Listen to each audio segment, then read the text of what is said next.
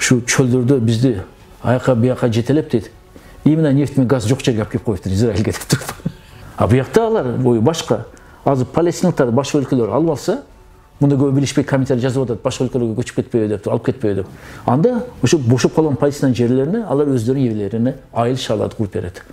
Öz Cöğöttörдүн kitabında Tavrat'ta. Mamleket teknesi bularda tüy salıngan.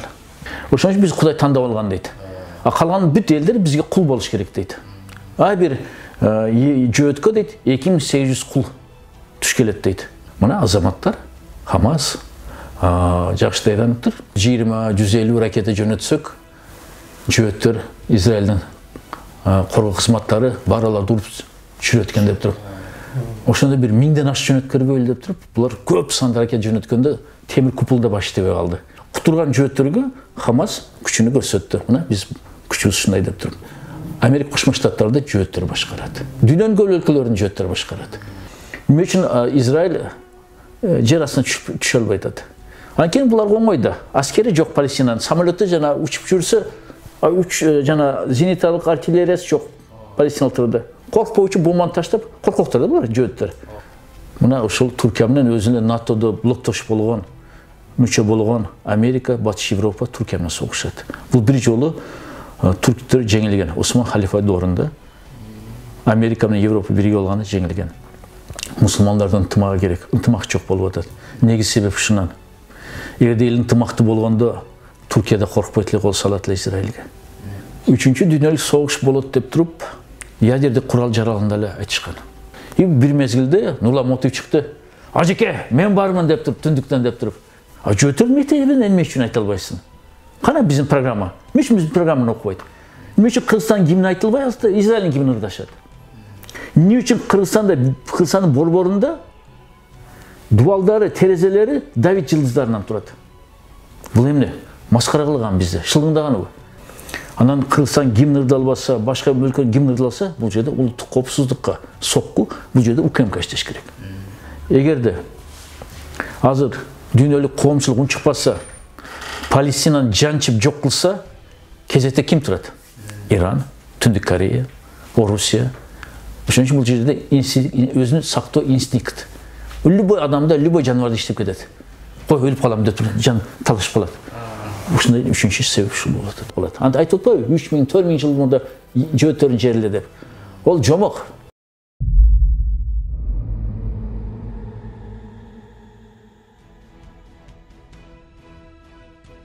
Bismillahirrahmanirrahim.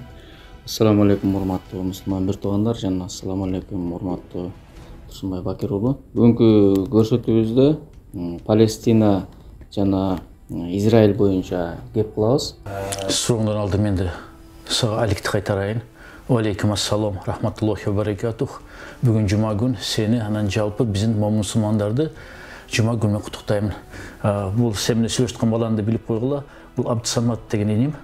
Facebook'ta açsаңар эле Палестина боюнча, Израиль менен согуш боюнча, мужахидтер боюнча жаба тартып аткан мусулман элдер жөнүндө эң күчтүү посттар чыгарып аткан энем. Ошон үчүн мен сага жан деп макулдугун бердим, интервью берейин деп. Өткөндөгү митингде, Бишкектеги митингде тиги Израилдин байрагын жыртканыңызды көрдүк да. Анан буга чейин деле бир канча жолу жырткан экенсиз, айрыган экенсиз көрдүк. Чубак ажы менен дагы болгон экенсиз, ошо жырткан учурларыңызды көрдүк, видеолорунда башкалар. Ошол жыртууга эмне себептер болду? Эмне үчүн ошондой болгон, ошол жөнүндө айтып берсеңиз. Эми силер жашсыңар, силер төгө жыртканын көрүп калыпсыңар. Бул 2014-жылы. Ооба, Чубак ажы Жалилов, Кадыр ажы Маликов, Өзбек ажы Чотонов, Дүшөн ажы Абдылдаевден бир экөө бар эле. Анткени бул 2009-жылда айрыган жөнүндө сурап атасың. И акыркы митингде быйыл 28 октябрда айрыганым жөнүндө. Мен таң каламда мусулман эместер, христиан болобу, башка диндегилер болобу, бүт бардыгы ушу Палестина жөнүндө кайгысыны көрүп, геноцид кылып атканын көрүп, Израилге каршы чыгып атса, биздин момун мусулмандар көп уктап атат да. Ошон үчүн митингде адамдар эми бизде сөз боюнча 1,5 миң адам чыгыптыр. Ошол эле мезгилде Лондонду карагыла, христиан өлкөнүн борборунда 300 миң адам чыгыптыр. Баары мусулман эмес алар.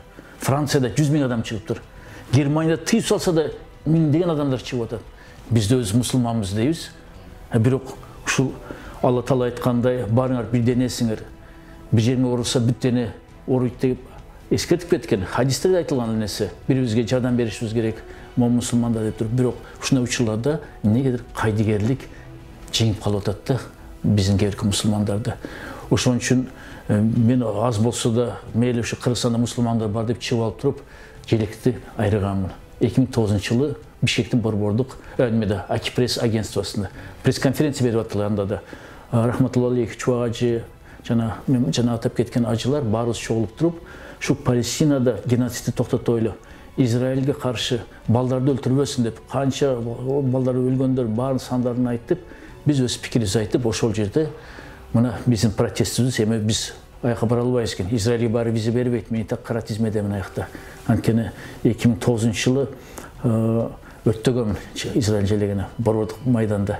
Ошон үчүн мен кара тизмеге кирип калганмын. 2014-жылы айрыгандан кийин эми биз аяка бара албайт экенбиз. Ошондуктан Бишкекте туруп алып, өз каршылык үнүбүздү жеткирдик да коомчулукка. Биринчи кезекте мусулмандарга, анчыдан Палестинада мусулмандарга алар көрүшүптүр. Бирок ошол эле биздин видеолор Кавказга, Татарстан, Башкортстанга тарап туруп, Казакстанга тарап туруп, алар бизге тазим этип аткан экен да. Кыргыздар силер чын мусулмансыңар, анда коркподуңар, андай деп туруп. Но биз алар үчүн эмес, биз Алланын ыраазычылыгы үчүн. Ахиреттен коркобуз.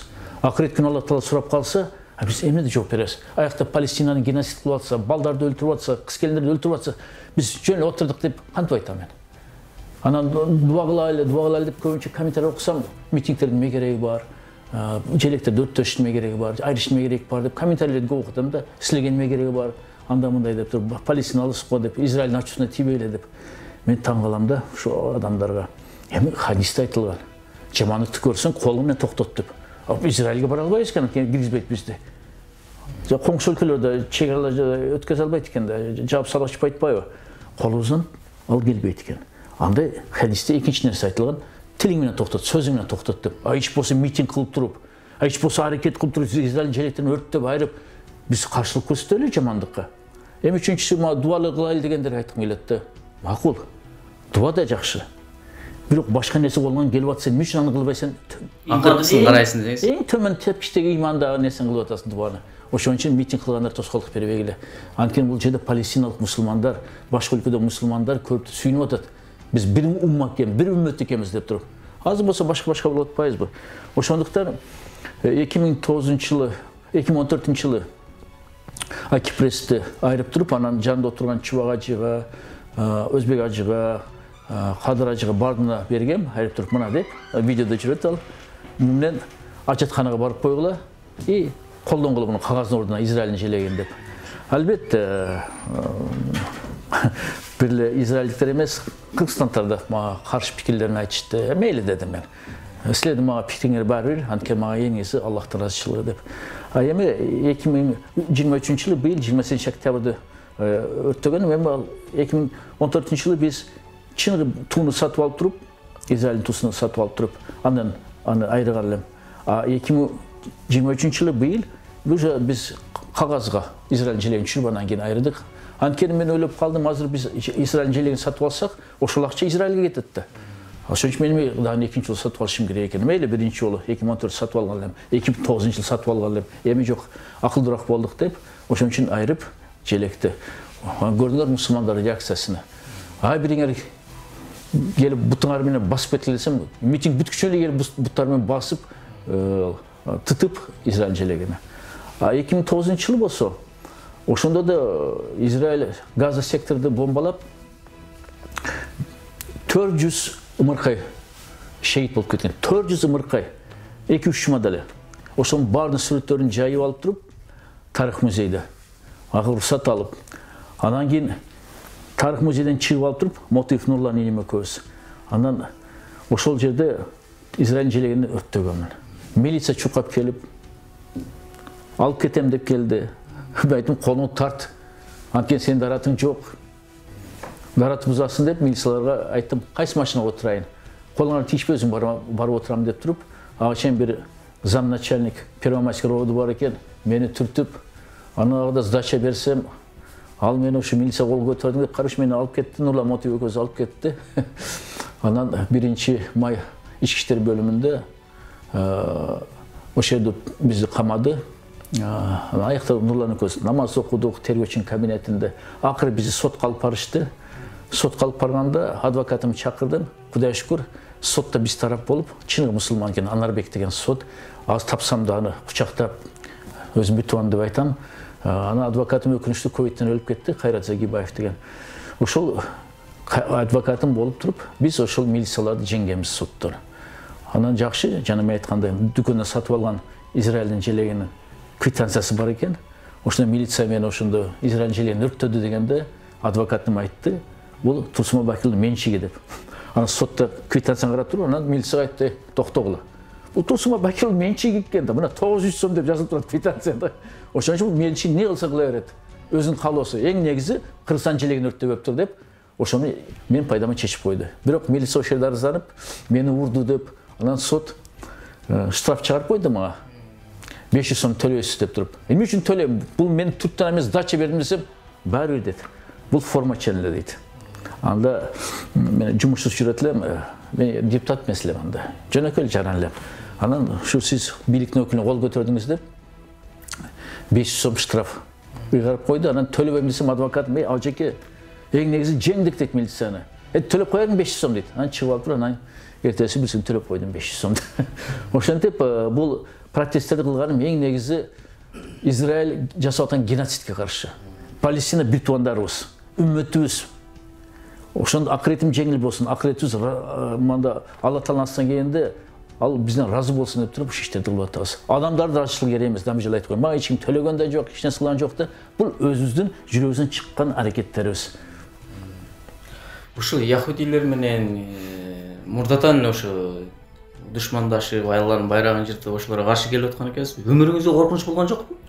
Эми бүгүнкү чейин жөөттөр өзгөчө Израилде жашагандар коркутуп жазып атат. Мына эми сенин артыңа Моссад түштү, Моссад алып кетет, өлтүрүп кетет деп. Макул дедим. Келсин. Анан эгер эркек болсоңор, жалгызма жалгыз чыгайлы. Мен күтүп атам силерди дедим. Моссад болобу, башка нерселер болобу, мен өлүмгө даярмын дедим. Анткени биз мусулмандар өлүмдү хак деп билебиз, акыйкат деп билебиз, аны биз даярбыз. Алла Таала качан жанын салып кетет белгисиз. Бирок ар бир мусулман кооз өлгөндү эңсейт. Дуаларыбызды айтабыз. Я Алла Таала бизге чырайлуу, жакшы кооз өлүмдү насип эткин деп. Ошондуктан намаз окуп атканда же шейит болуп кетип атканда өлүм биз үчүн рахат. Муну жөөттөр түшүнбөйт экен. Мен кечеде бирөө жазыптыр, даже Израилдин өзүндө жашайт экен. Ал үчүн коркутуп эле, хорошо дедим. Башка нейтральный мамлекетте жолугайлы. Анткени Израилге мени киргизбейт. Сен Израилде отуруп алып мактанып атасың дедим. Өлтүрөм анда. Жүр дедим анда. Башка үчүнчү өлкөдө жолугайлы. Сен билесиң, мен Израилге киргизбейт дедим. Ошондон бери мени блокко киргизип коюптур. Андай нерсе күнүнө болуп атат. То Facebook'tan жазышат, коркутушуп, Messenger'ден жазышат, Twitter'ден жазышат. TikTok'та да еврейлер көп экен. Instagram'da жазышат. Мундан тышкары эми мамлекет, Израилдин мамлекети биринчи жолу протест нотасын жөнөткөн. Кыргызстандын бийлигине. Силерде Турсунбай Бакир уулу деген бар экен. Ушуну тыйып койгула деп туруп. Анан Казакстан менен Кыргызстанга бир элчилик экен. Казакстандагы Израилдин элчилиги алда тынбай кат жөнөтүп, Турсунбай Бакирдин кылмыш иш ачып, камагыла деп туруп. Бирок биздин бийлигибизге Кудайга шүкүр, мен разымын, анткени алар да баары жүрөгүндө мусулман экен да. Ажеке дейт, эми башкандай кылып эле коюңузчу дейт. Жок дедим. Эгерде Израиль геноцид токтотпосо, мен аларга каршы протест акция жүргүзө берем. Митинг болобу, желекти өрттөйүнбү, желекти айрыйынбы жүргүзө берем. Мен бул күрөшүм. Мусулман катарын күрөшүм дедим. А силер болсо, эгерде мен мыйзамды бузсам, камагыла десем. Жок дейт, ажеке дейт. Бирок сиз эскертип коелу дейт. Ошо менен Кудайга шүкүр, бийликти, Кыргызстан бийлиги, Тышкы иштер министри болобу, Ички иштер министри болобу, УКМК болобу, же президенттер болобу, баардыгы бар Алладан коркот экен да.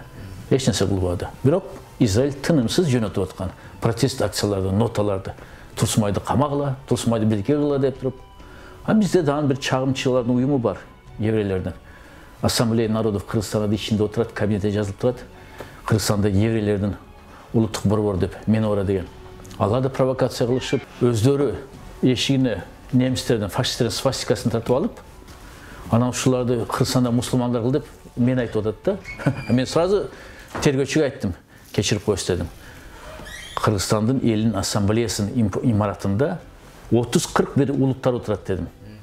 Ушу келип экинчи этаждагы еврейлердин эшигин бирөө тартып кетеби дедим. Кайсы акылы жок мусулман ушуну кылат дедим. Экинчиден болсо Ассамблея народов Кыргызстана имаратында маданият министрлиги жайгашкан, аякта еще милиция отурат постто. Значит, милиция караулдардын баарын ичине элеш керек экен да. Кантип бирөө кирип, именно еврейлердин эшигине свастиканы тартып кетет десем, анан еврейлер да басылып калды, тергөөчүлөр басылып калды. Акмакчылык да бул, провокация, чагымчылык. Ошондон алар көрүнүп калганда мусулмандар, мисалы араб өлкөлөрүнүн королдорун коркутканы, саясатчылар коркутканы, биз эми кыргызды коркутуп көрсүн бирөө. Буну өз улутубуз мактап атам мен. Кылымдарды карыткан кыргыз эл кимден коркчу эле? Эч кимден коркпойчу эле. Керек болсо бизден коркуп жүргөн баары. Кытай, Кытай барды эле. Ошондо бул нерселерге мен көңүл бурбайм. Эми ажал жетсе, Алла Таала өзү алат. Кайсы каалаган күнү. Мен болсо даярмын. Азысын нота жөнөткөндө деп атпайсызбы? Бул өзү Израиль 46-48 жылдары баягы неме болуп келген да, баягы ишими жок келген да. Булар палестиндиктер бор ачып койуна киргизгенден кийин эми алар биздин жер деп чыгып атып, анан аларды өлтүрүп бүгүнкү күндө. Аны өлтүргөндөгү аз келгенсе бул жактагы өлтүрбө деген адамды нота жөнөтүп, тиги бугултат, бугуну озун жапкыла дегендей эле бир көрүнүш болуп атат да.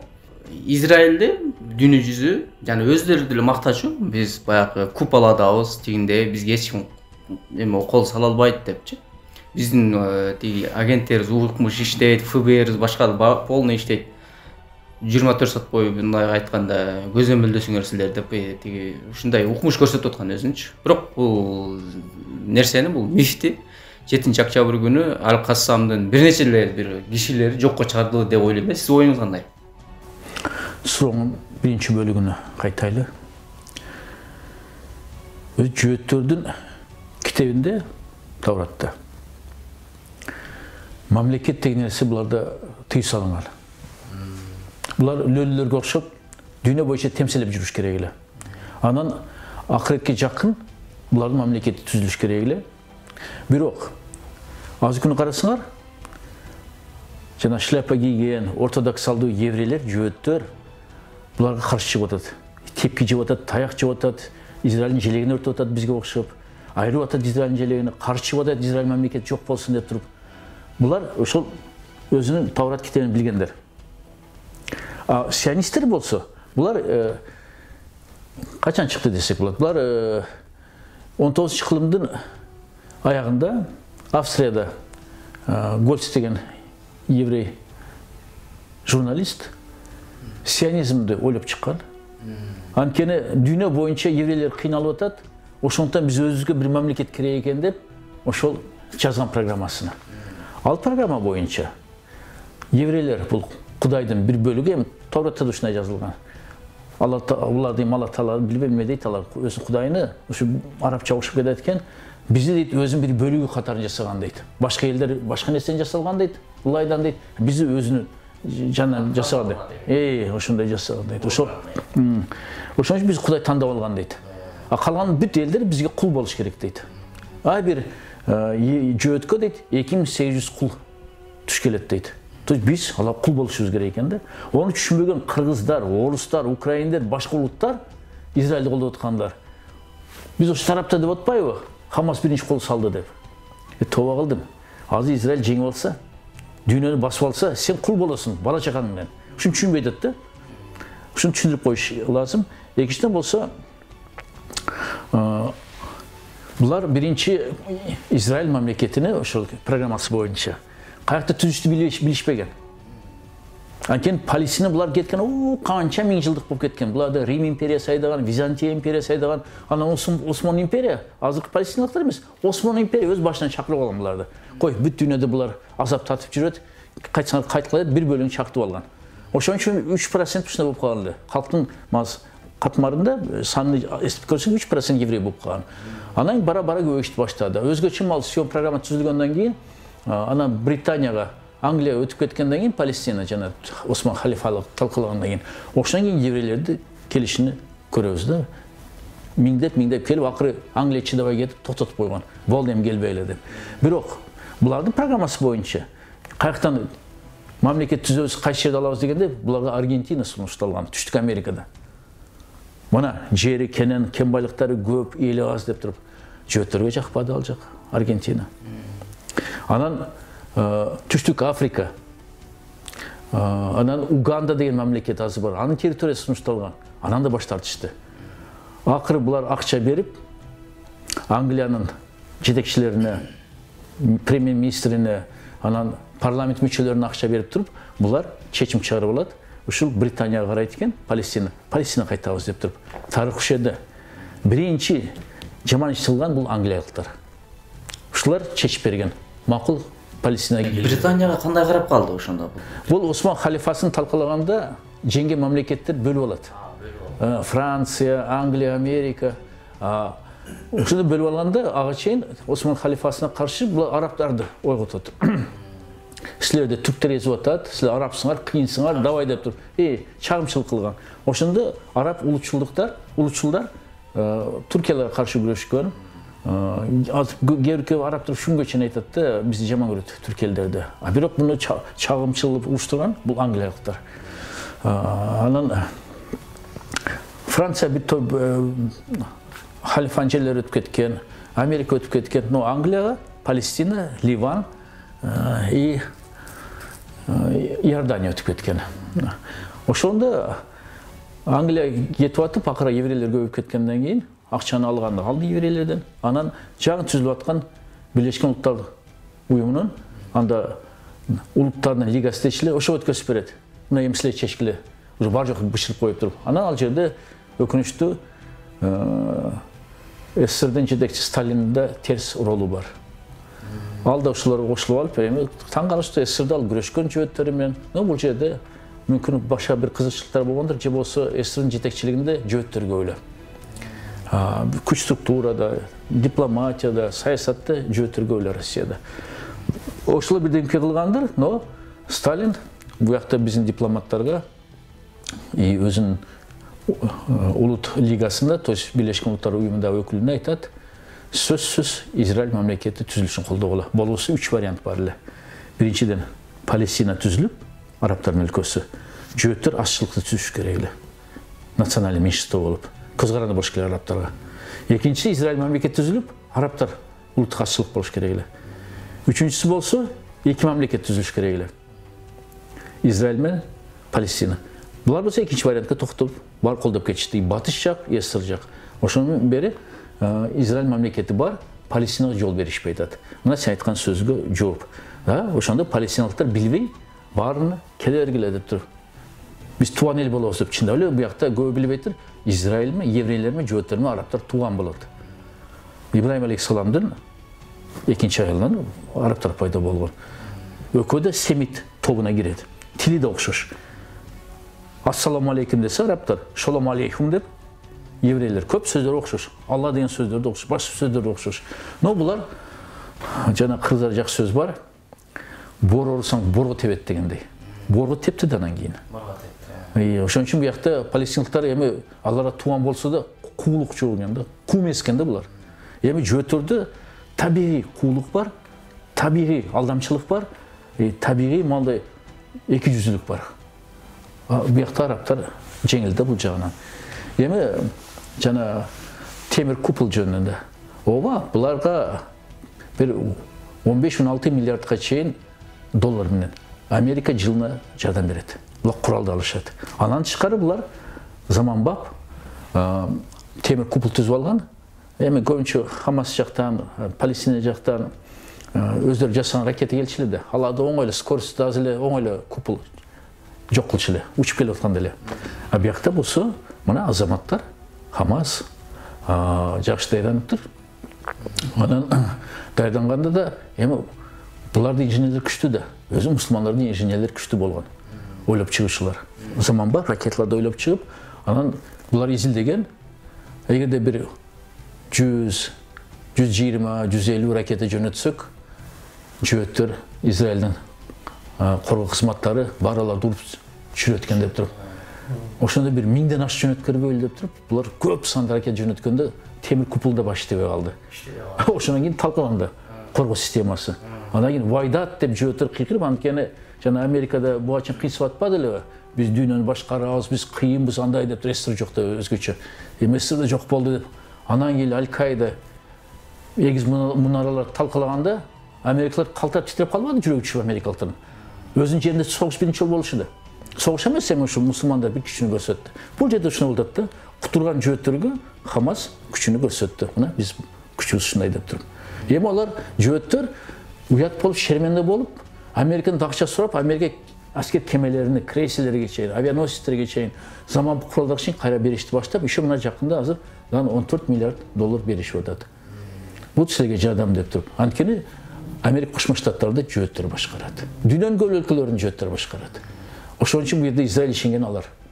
Ошон үчүн таң калыш керек эмес. Мен үчүн Палестина башка мамиле, Украина башка мамиле деп. Анткени дүйнөлүк өкмөттү жөөттөр. Алардан кысып тураттар, шактарына. Алар бири-бирин колдоп турат. Анткени эгерде Израилди мусулмандар жеңип алса, Америка Кошмо Штаттарынын жана башка ушу жөөттөр башкан Европа өлкөлөрүнүн, батышма Англия, Франция, даже Германия, кече көрдүңөрбү жаңылыктан Германиянын бүт жетекчилери еврейлердин допусун кийип алып туруп, еврейлерге жана көңүл айтып жүрүшөт. Мусулмандар жөнүндө бир сөз жок. Ошондуктан булар Израиль жоготусу келбей атат. Израиль ушу батыштын бир бөлүгү да. Бекем карамап, колдон келиши коргойбуз, мусулмандарды жолотпойбуз. Бирин даже башка араб өлкөлөр кол салса, биз силерди талкалайбыз деп аскерлерин алып келип койбоду. Бирок Йеменге рахмат, Йемен коркподу. Каландары же тил үчүн деле айтып коюшат. Израиль утур эле согуш кылып жерлерин ээлеп келип атат да. Эми кичине калган Газ эле калды. Азыр дагы согуш кылып, талкалап сүрдүрүп атат да. Сиздин оюңуз боюнча ушу Газаны дагы өзүбүзгө кошуп алабыз деген ой барбы Израилде? Эң негизи аты окшош экен, Газа тилкеси деп коебуз. Газа тилкенин астында газдын өтө эле көп өлчөм запастары бар экен. Буну эми билинип атат. Нефттин өтө эле көп запастары бар экен. Эми булардын планы боюнча Газаны мусулмандан бошотсо, азыр мал шылтытап, кетпесин деп талкалайбыз, Хамастын шериги деп айтабыз деп Газа тилкеси түндүгүнөн түштүккө көчүрүп атпайбы? Эми кайра кайтып келиш кыйын. Ошон үчүн булар имараттарды, үйлөрдү баарын талкалап түштү, фундаментке чейин. Эми аякта Израиль өзүнө кошуп алса, булардын өзү өнөкөтү бар. Арабтарды мусулман болобу, же христиан, палестиниктер болобу, кууп жиберип, ордуна жөөт адамдарды, Европадан, Америкадан келген, Азиядан келген еврейлерди ошолорго жер берип, жашатып коюш, аларга шаар, айларды куруп коюш. Эми ошол нефт менен газдын запастарына ээ болуш үчүн булар Газа секторун бербеген аракет кылышып атат. Кудайга шүкүр. Ушундай иманы бекем экен палестиналыктардын, өзгөчө Газа сектордеги. Кетпейбиз дегендер до сих пор миңдегендер бар, кетишпейт ал жакта.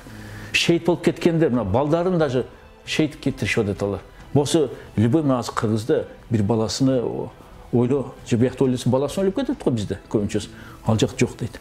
Бизге мекенибиз керек дейт. Алар түшүнүп атат, эгерде алар кетип калса, Газа тилкесинен экинчи кайтып келбейт аяка. Израиль аякты бербейт.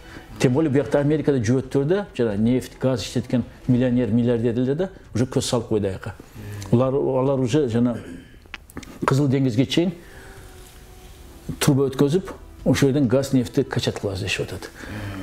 Бул бир себеби. Экинчиден болсо, мына Украина Россия согушунда эми биз баарыбыз жан тартып атпадык, баары көпчүлүгү Украина кол салдыр, Орусия деп. Бирок Орусиянын азыр бир жакшы жагы, алар СССРдин мураскери катарында эски ошол 1947-жылдагы 29 ноябрдагы Бийлешкен Улуттар Уюмунун башкы ассамблеясынын резолюциясы көтөрүп чыгып атат. Эки мамлекет жөнүндө. Путин да, азырын колдогондор да, биздин президент Садыр Жапаров да бар да айтышып атат.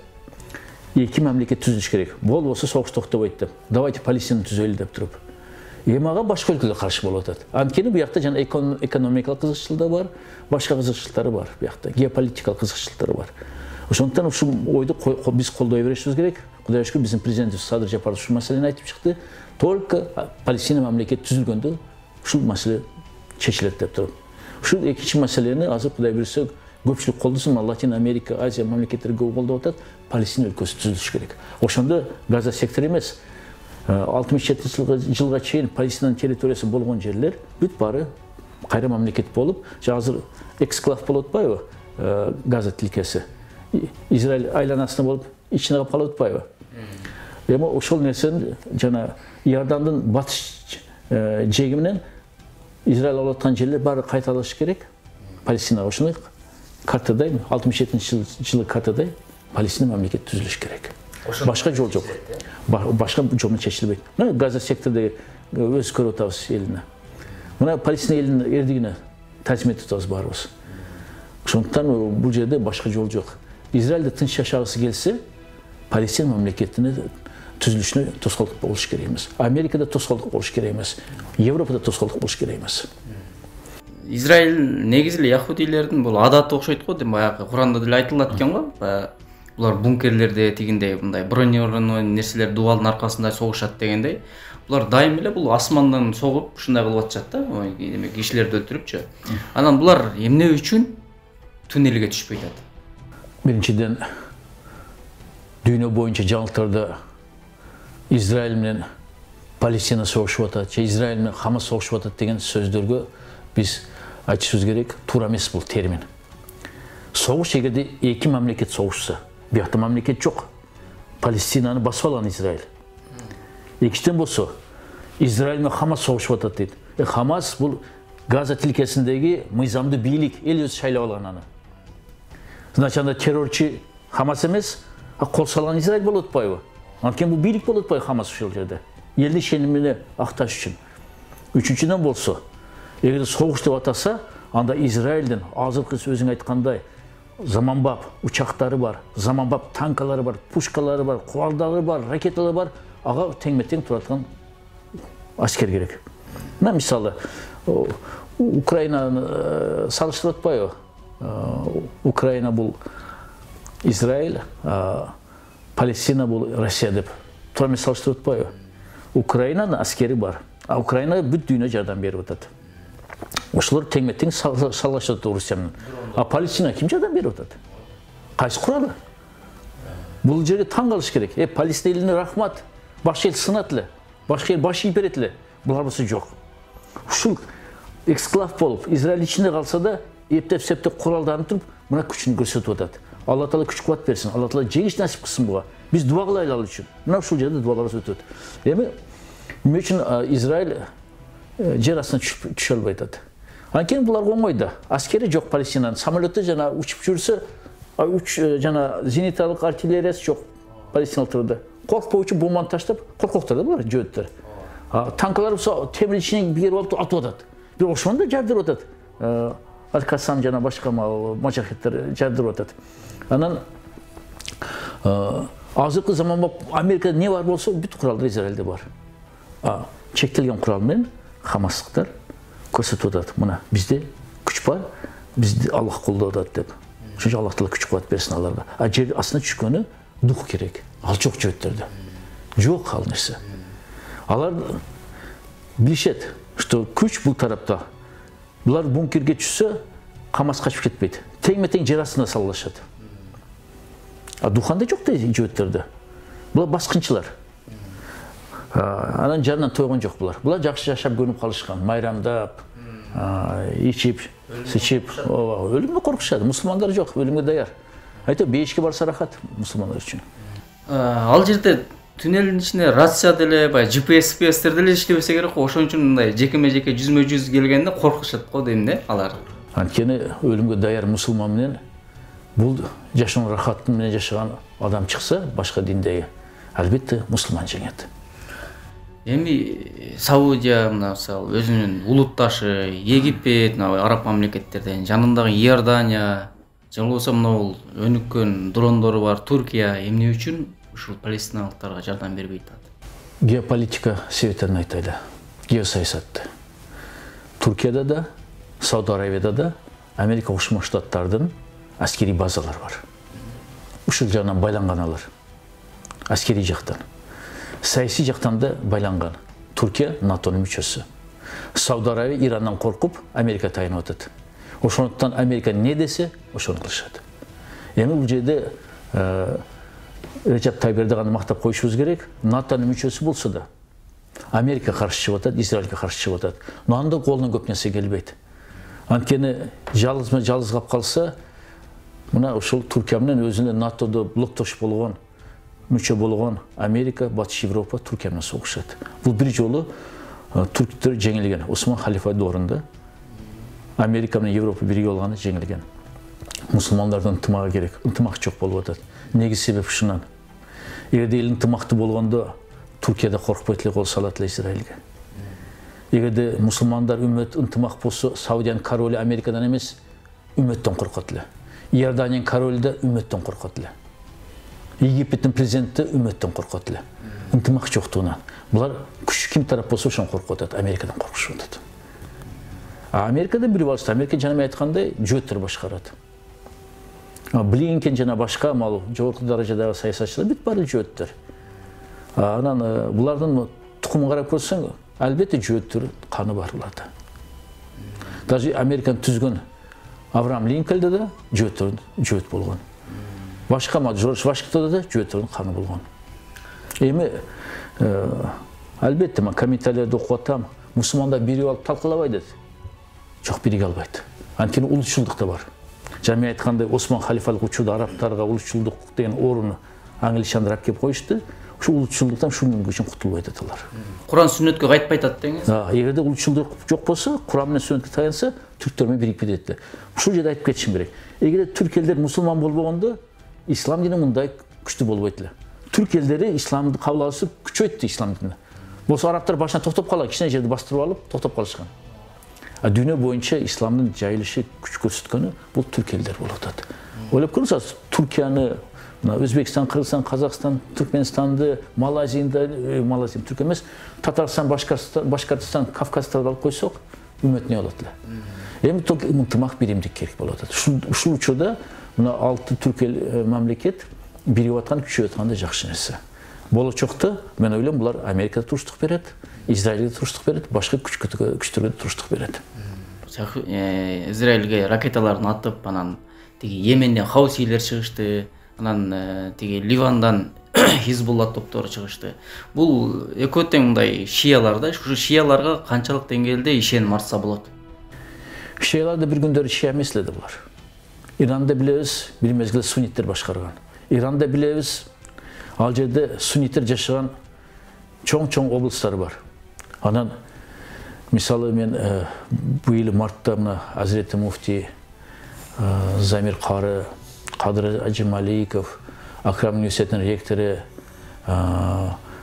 жана мен болуп туруп март айында Гулистанга барып катышып келдик. Бул мусулмандардын жакындашысы боюнча. Эми Мухаммад пайгамбар саллаллаху алейхи доорунда шия, суннит деп бөлүнбөйт эле. Ошол заманга кайтып келели деп барды. Буга эмне үчүн биз жок дешибиз керек. Экинчиден болсо, Палестина маселесинде ким кайсы багытта болбосун, бардык мусулмандар биригип атат. Палестина алып сал, бирге албай калат. Палестинага эркиндик, боштондук, Израилге каршы бирге эл десең, бул бүт мусулмандарды бириктирет. Ошондуктан бул жерде биригүүгө таң калыш керек эмес. Кээ бир учурларда мына шиялар суннитке караганда өзүн мындай күчтүүлүгүн көрсөтүп атпайбы? Кайсы суннитмен деген өлкө Израилге согуш ачты? Ачкан жок. Бул жерде биз Йеменди айтып атабыз. Өзү Йемен Мухаммад пайгамбар саллаллаху алейхи вассаламдын кичимекени. Курейш элден ушул жерден чыккан пайгамбарыбыз. Мына ошол жер кайра эле мына коркпой Израилге каршы чыгып атат. Хизбуллах, сиз айткандай, шиялар мага баары деп коюш мүмкүн, палестиналыктар суннит өлтүрөбөсүн деп. Жок. Түшүнүп турат. Эгерде азыр бирикпесек, кийинкиси Израиль үчүн булар болот. Чындап Израиль план жашырган жок да. Азыр Палестинаны тынчтып алса, Иранга кол салат. Ливанга азыр эле кол салып атпайбы? Сирияга кол салат. Ошондо бул жерде азыр ички бөлүнүш эмес, бул негизги үммөттүн сакталышы, үммөттүн биригүүсү боюнча сөз болуп атат. Бул жерде биз только колдошубуз керек. Мейли Хизбаллах согушsun Израиль менен, мейли Йемендер азыр согушsun. Мүмкүн бүт үммөт ойгонаттыр. Мүмкүн суннитмен деген өлкөлөрдө бүт баары ойгонаттыр. Ошондо Израиль менен Америка өздеріне жай таппай қалады. Ошон коркушуп атат алар, мусулмандар бирип кетпесин деп. Болушунча азыр бизди бөлүп атат, коркутуп атат. Корккондор коркуп калып атат. Улутчулукка берилгендер бирикпей атат. Мисалы ушул арабтарды, жана буга чейин суроо берип эдиң, эмне үчүн Сауд Арабия өзүнүн бир улуттун дагы жардам берип атат. Азыр кээки мына Америка, Израиль сатып алган Араби мындай Арабстандан алымдар, кээки саясатчылар айтып атпайбы? Палестина арабтар эмес. Бул беш кошкон эл дейт. Ким гана келбеди Палестина, ошол баары бирип алып араббыз деп атат, жардам беребиз дейт. Топ алды мен. Мейли араб болбосун дагы. Хотя булар араб дейм, араб тилинде сүйлөп атпайбы булар. Арабча адат, када салттар болуп атпайбы? Мейли башка улуттар болсун. Алар мусулман го. Кантип буларды жардам бербейм дейсиң мусулмандарга? Анда эртең даже башка араб өлкөсүнүн башына бирдеке түшсө, анда биз жардам бербешибиз керек экен. Булар арабтар деп туруп. Анда теңирчилердин, атеисттердин, ислам динин башка жөөттөрдүн, башка ислам динин душмандарынын чырагына биз майтамыз деп атпайбызбы? Улутчулдук бизден эмес деген пайгамбар Мухаммад саллаллаху алейхи ва саллям. Ошондо биз ошолорго обязательно жооп беришибиз керек. Өткөндө Беларустун президенти айтты, баягы немелерге, журналисттерге интервью берип атыпчы. Ушундай абал курчуй бере турган болсо, барып бул экинчи, үчүнчү дүйнөлүк согушка айланып кетиши мүмкүн дейт да. Сиздин оюңуз кандай? Үчүнчү дүйнөлүк согуш болот деп туруп, ядердик курал жаралганда эле айтышкан. Бирок Америка жооп катарында СССР ядердик куралды ойлоп чыкты. Андан тышкары дагы Индия, Пакистан, Израиль, Франция ушул өлкөлөрдө өзүнүн ядерлик куралдарын ойлоп чыгышты, түздүштү. Мына эми ядердик согуш болсо бүт адамзат жок болот деп коркуп калышты ядердик куралдын ээлери. Ошон үчүн тынымсыз келишимдер болуп атат буларда. Кой ядерлик бомбаларды испытаниясы токтотойлу, жайылтпайлы, колдонбойлу деп туруп. Бирок кечээ Орусиянын парламенти, Госдумасы жана президенти кабыл алышты, кол коюшту. Биз ядердик куралдарды чектөө келишимине чыгып кетебиз деп. О Американын коркутканы. Ошол эмес эле башка өлкөлөр да коркуп атат. Мына мисалы Израиль. Иран ядерлик бомба ойлоп чыгат деп тынымсыз бомба таштап атат Израилге, өзгөчө заводдоруна. Анан физиктерге, химиктерге окумуштууларды өлтүрүп атат, кырып атат атайын Ирандан чыккандарды. Ошол мезгилде Түштүк Кореяны, Түндүк Кореяны кысымга алып алышты. Буякта Түштүк Корея, Япония, Америка, Европа сен ядерлик бомба ойлоп чыкпайсың, сага тыюу салабыз деп. Түштүк Корея Ким Чен Ын айтып атат. Жок, мен жаратам ядерлик бомбаны. Силерге туруштук берем деп. Мен жок кыласыңар деп туруп. Ушундай нерселер 3-чү согушка алып келиши мүмкүн деп көп жылдан айтып атат. Бирок реалдуу негиз азыр Украина менен Россия согушкандан чыгып атат. Анткени бир тарап эң көп ядерлик бомбасы бар, ракеталар бар Россия турат, Орусия. Буякта болсо экинчи мамлекет АКШ, Америка Кошмо Штаттары, плюс аякта Франция, ортодо Украина. Эми ушул Украина болушкан бул жак болуп атат. Америка Кошмо Штаттары, Батыш Европа, буякта Орусия турат. Эгер эртең бири жеңилип атса, чычалап кетип бомбаны, ядердик куралды любой время колдоно бериши мүмкүн. Ошондо 3-чү согуш чыгып атат деп айтат. Бирок өтө эле созулуп кетти. Европаны көрүп атпайбыз булар. Биз биринчи санкция киргизип атабыз, экинчи, үчүнчү, 7-8-чи, уже 12 жетипти санкциялар. Ооба, булар болсо коркутабыз дейт. Орустарда коркуш болбойт. Орустар бизге окшош да. Чыда-чыдан бир көтөрүлөт анан кийин аларда. Ошон үчүн булар коркутам дегени эч нерсе чыкпайт. Орустар өзү мына биздин жашообуз кандай болсо ошондой алардыкы. Алар картошка менен жашай берет. Санкциясы 1000 жолу киргизсин. Санкциясы көбүнчө жөөттөргө киргизилип атат. Абрамович, жана бүт бардык эле Ходорковский, бүт бардык эле жана бүт барды миллионерлер Орусияда миллионерлер. Баары жөөттөр. Жөнөкөй орус элине баары бул санкция кирбейби деп. Жана неме деп атат да? Америка Кошмо Штаттарына 2015 жылы барсак, мени киргизбей алар. Акыры өзүм тааныш достордун акча чогултуп өзүм учуп бардым. Анткени бүт депутаттар менен башка Америка нерседен киришти Америкага. Конгресс, сенат менен жолугушуп бар экен. А мага болсо Американын өкмөтү каршы деп албай койчу билеттерди, гасит төлөбөй койду. Эптеп бардым. Барсам 9 жолугуш болду. 9 жолугуштан 7-өсү ушу гейлер боюнча мыйзамды кайра чакыртып алгыла, кабыл албагыла. Анан бейөкмөт уюмдар боюнча, МПОлор боюнча, чет өлкөлүк агенттер боюнча мыйзамды кабыл албагыла деп. Анан мен кечигип барсам, депутаттар баары менен көрсөтүп, мына ушул автор деп, ушу асылла деп Америка көрсөтүп атпайбы? Мага асылып кетпеди сенаторлор.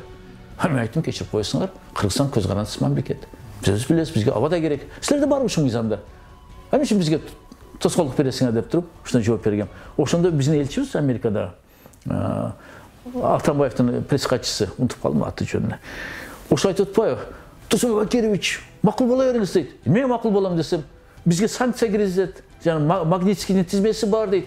Айттым, балакай дедим, жөн отурчу дедим. Биринчиден бизде Россия кошуп келеген завод, фабрикалар жок дедим. Талкууланган бизде. Список Магнитский киргизсе, кандай санкция бизге вообще таасир этпейт? Бизде базарлар бар дейт. Базарга санкция киргизбейт дедим. Экичтен болсо бизде жөөт миллионерлер жок. Болгону Салымбеков, Палымбековдор бар экен да, бул кыргыздар дедим. Булар санкция десе эле өздөрү коркуп эчтеке дешпейт дедим. Саясатка алышпайт дедим булар. Коркпо дедим ошон үчүн дедим. Биз кабыл алабыз мыйзамдарды туруп алдым Америкада. Ошондой болуп атат да биякта. Дүйнө боюнча коркутуп көрүнүп калышкан да санкциялар менен. Бул жерде айтып атпаймынбы, эң негизи азыр корккону булар мейли Украина, Орусия булар европалык өлкөлөр, славяндар, христиандар, жардам берип аткан эки жакта христиандар. Биякта болсо мусулмандар менен жөөтүп карама-каршы болуп атпайбы Израиль менен ислам дүйнөсү. Вот ушундай 3-чү дүйнөлүк согуш чыгат деп азыклар айтып атат, ачын Жириновский айткан. Орусиянын жөөтү.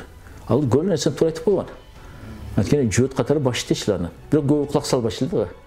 Ошону айткан, бир жылдары болот деп, согуш болот Израиль менен Палестина катуу согуш болуп, дүйнө кирип кетип 3-чү дүйнөлүк согуш башталышы мүмкүн деп. Башталышы мүмкүн.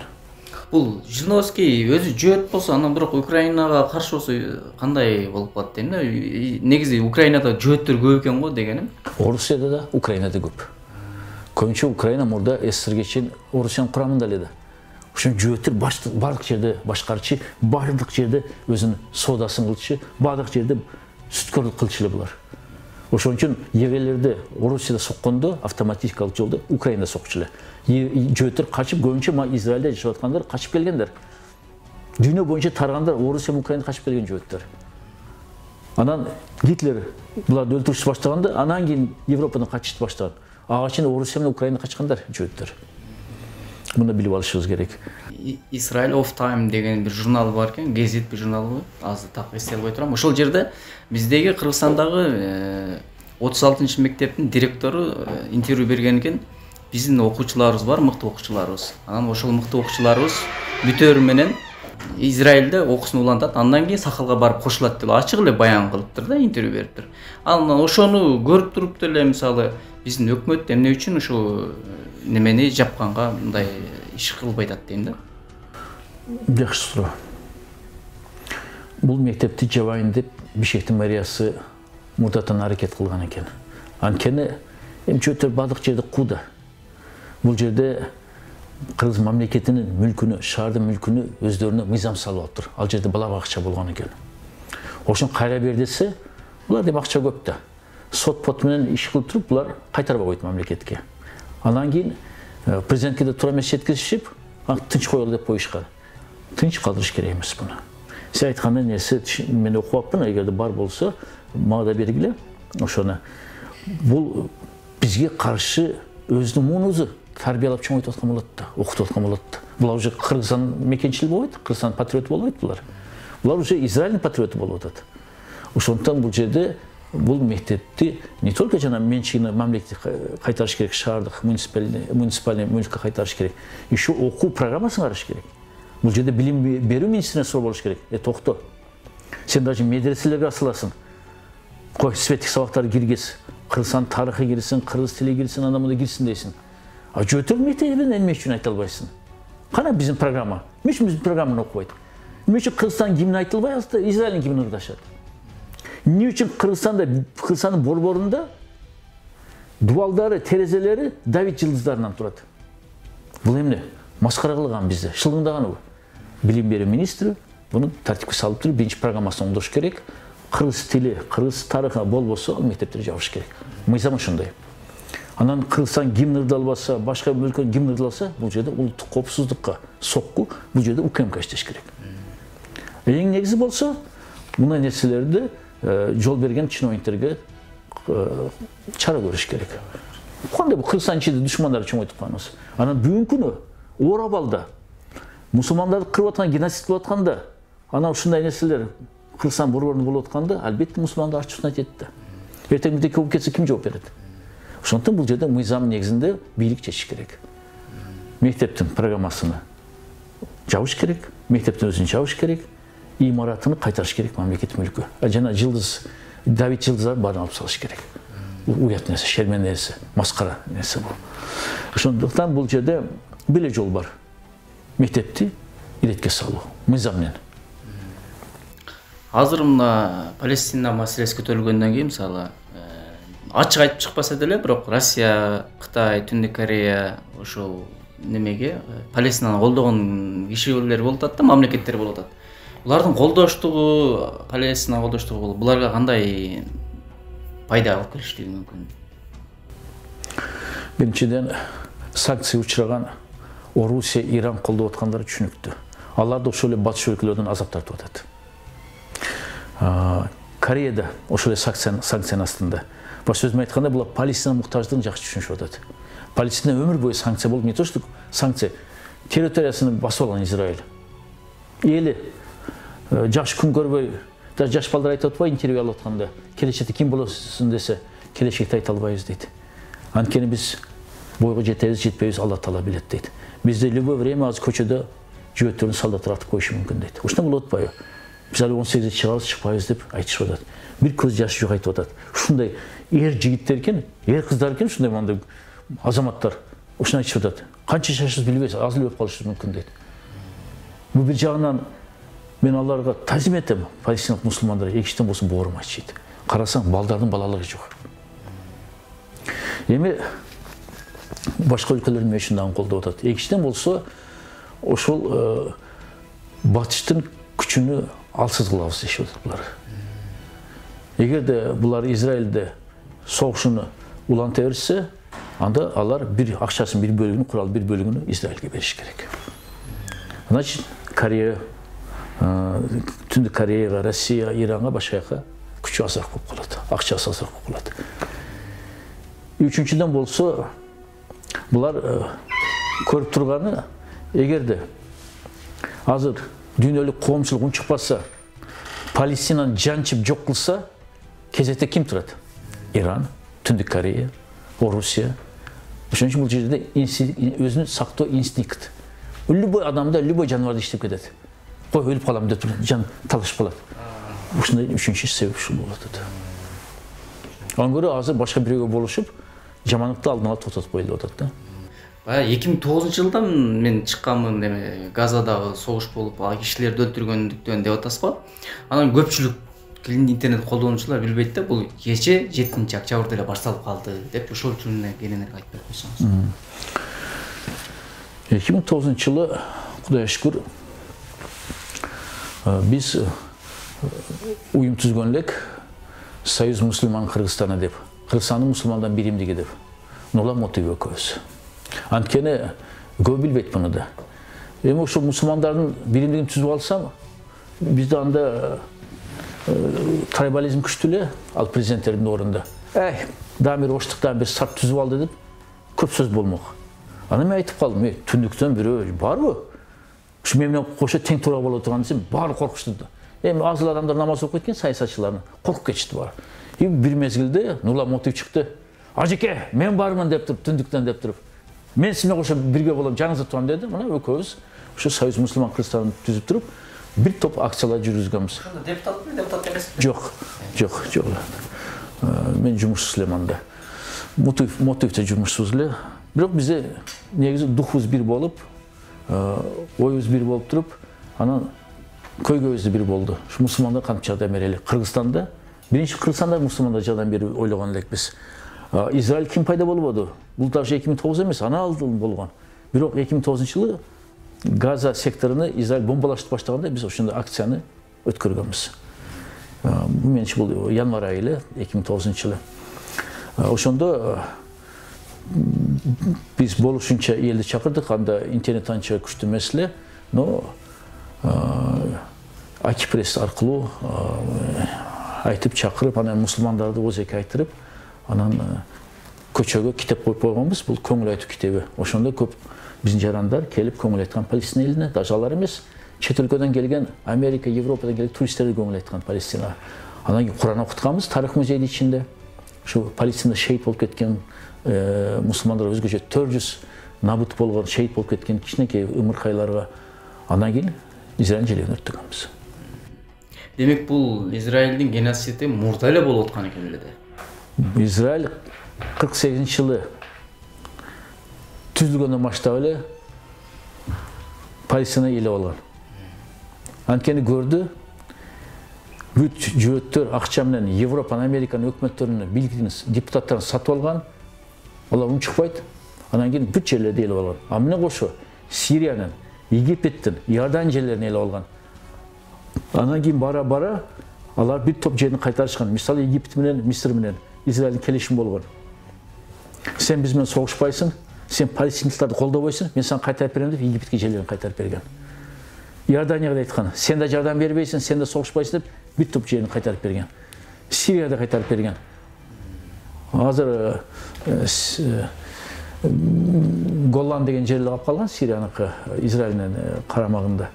Эми аны бербейт уже, ал жакта уже еврейлер жашап атат. Ошондуктан жөөттөр бул бара-бара, сен жана картаны айтпадыңбы? Бара-бара Палестинада жутуп алабыз деп атат да. Ошондо Израиль бул жерде Израилде өздөрү тамашалап атпайбы? 40 жыл бизде Муса пайгамбар дейт. Египетте Мисыр фараонун качканда дейт. Şu çöldөрдө бизди аяка бияка жетелеп дейт. Именно нефть менен газ жок жерге алып келип коюптур, Израилге деп туруп. А бул жерде газды тилкесинин астында газды нефть бар экен. Мына эми ошол ачкөздүк кылып ошол жерде алабыз дешип атат да. Мейли канча өлсүн, 2,5 миллион газды тилкесине жашайын, баарын кырабыз дейт да. Анан ошон үчүн айтып атпайбы? Египет, Иордания, Сирия, башка мусулман өлкөлөр, Туркия, анда алгыла ушу Газа секторунда жашаган палестиналыктар деп атпайбы? Вообще Палестинанын бүт баарын алып кетти деп атпайбы?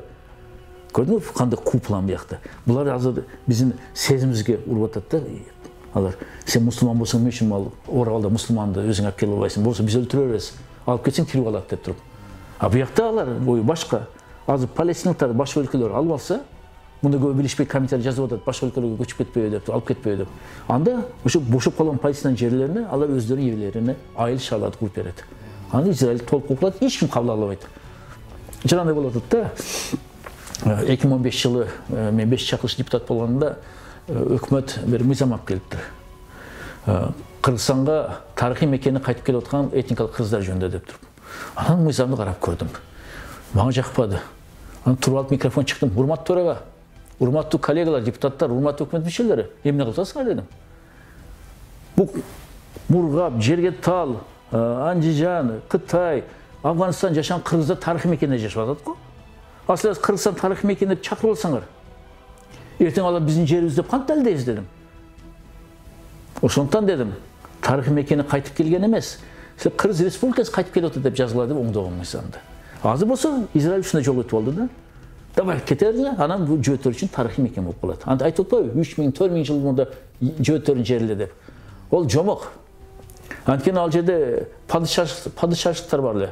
Соломондун падышачылыгынан башка падышачылыктар. Бирок ал жерлерди көбүнчө негизи бүт баарын бириктирип басып алгандар бул империялар эле. Рим империясы, Византия империясы, Осман империясы. Анда жалпы монда Израиль мамлекети жок эле. Алда булардын бир жомогу. Алла ыраазы болсун сизге. Анан дагы кошумча сөздөрүңүз болсо сүйлөп калсаңыз дагы болот. Анан көрүүчүлөргө дагы атайын бир сөздөрүңүз болсо, кайрылуулуңуз болсо эркин микрофон. Кыска эле сөз, көп эле сөздү айттык. Анан аз көп сүйлөсөң да эл кулак салбай коет. Ошол бир эле сөздү айтайын. Куран менен сүннөт менен жашаганды унутпайлы, үйрөнөйлү. Ошондо бизде проблема аз болот, көйгөй аз болот. Ошондо биз бирибизди колдоп ынтымактуу болобуз. Ошондо бир эле өзүбүздү эмес, дүйнө боюнча мусулмандарды колдойбуз. Кудай буюрса, дүйнөдөгү үммөтүбүз да бизди колдойт. Колдонуучулар да болот, көрүп атабыз мына. Мечиттер, медреселер, мектептер, бейтапканалар салынып атат, жолдор оңдолуп атат. Көбүнчө акысыз жардам менен же болбосо 1,5% пайыз менен берилип атат. Ошондуктан дүйнө боюнча мусулмандар үммөтүбүз биригейле, ага биз да себепчи болуп берели.